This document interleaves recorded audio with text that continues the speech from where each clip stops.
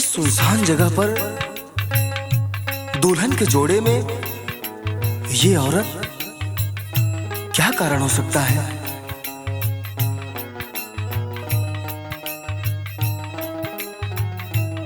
उठो बेटी, उठो। तुम कौन हो बिटिया? अपने बारे में कुछ बताओ बेटी। ए अभागिन और का कह सकिले बाबा। सुनी बताओ तनी। बाटे तुलसीपुर हमारो मकनवा,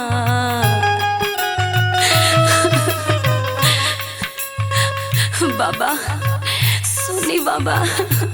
बाटे तुलसीपुर हमारो मकनवा, कहीं का बयान ये बाबा।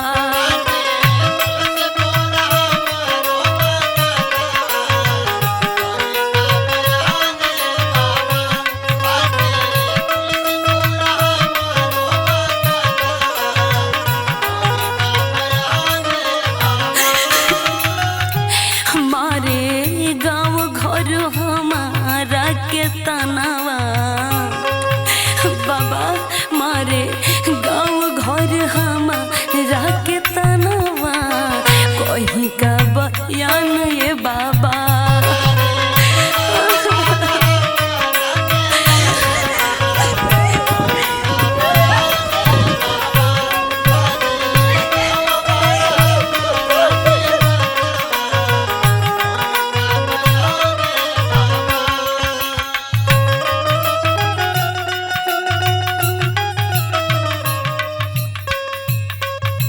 मत रो बिटिया, सब समय और किस्मत का दोष है बेटी, तुम्हारा कोई दोष नहीं है बिटिया। सुनो मेरी बात। हो सबका रावेले किस्मत समैया बिटिया, हो सबका रावेले किस्मत समैया, तोहर नहीं के दोष ये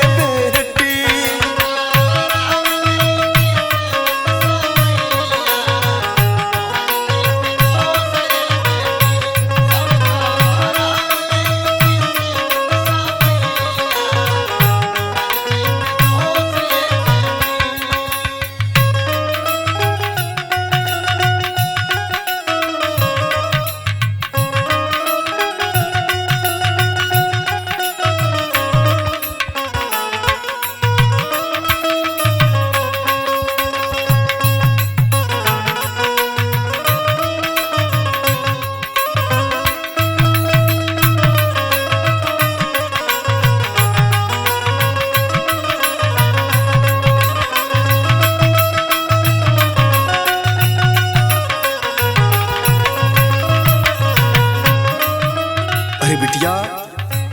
इस दुल्हन के जोड़े में तुम्हें देख के मैं समझ नहीं पा रहा हूँ, आखिर बात क्या है बिटिया? बताओ बेटी। का बताई बाबा, हाय रे हमार किस्मत। अब हमसे का पूछले बानी बाबा। अब जहाँ जाए तनी वहाँ जाई, हमें दुनिया में नहीं गिर रहल चाह। अरे नहीं बिटिया, बताओ बेटी, आखिर बात क्या है बिटिया? सुनी बाबा, भइले एक्सीडेंट आइली मौत के खबरिया हो। अरे हमर किस्मत।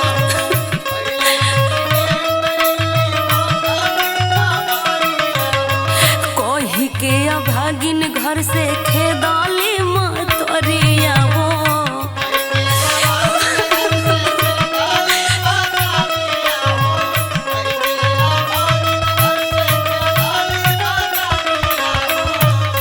बाबा, हमारे शादी के दिन ही हम बारात आवत रहे और रास्ते में एक्सीडेंट हो गई दुल्हा के, और खबर ये आइल कि अब दुनिया में नहीं खा। भइले एक्सीडेंट आइले मौत के खबरिया हो। कह के अभागिन घर से खेदली मतरिया हो। मांग बिना भरले गईले सजनवा,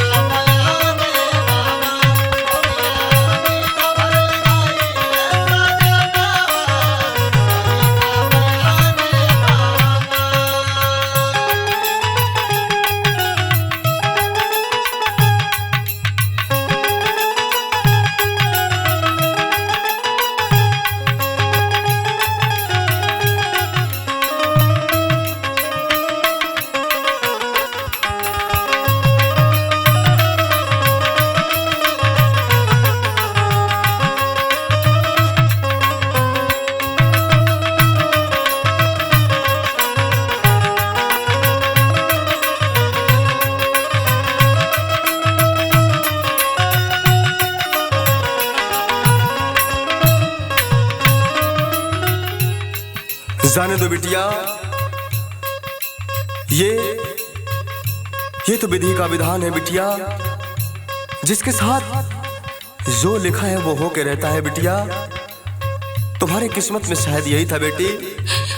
सुनो मेरी बात। हाँ बाबा।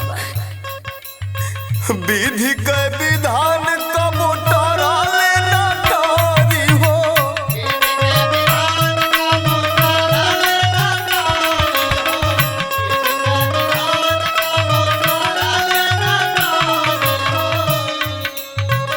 रही करम में जावन यही जाऊ भारी हो।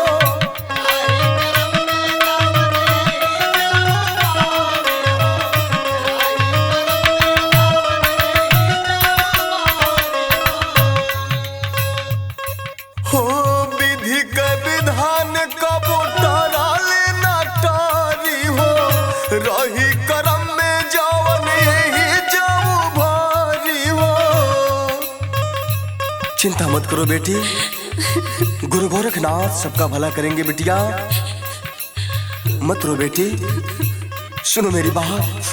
हाँ बाबा। हो लेला जोगी ओमकार संग अनावा। हाँ लेला जोगी ओमकार संग अनावा। बाटे भगवान बेटी।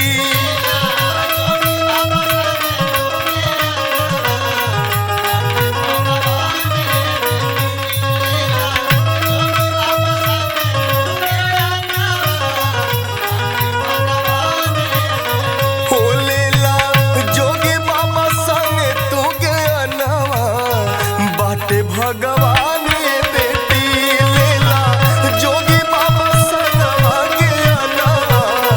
बाटे भगवान बेटी त लेला जोगी बाबा संगे तू के अलावा।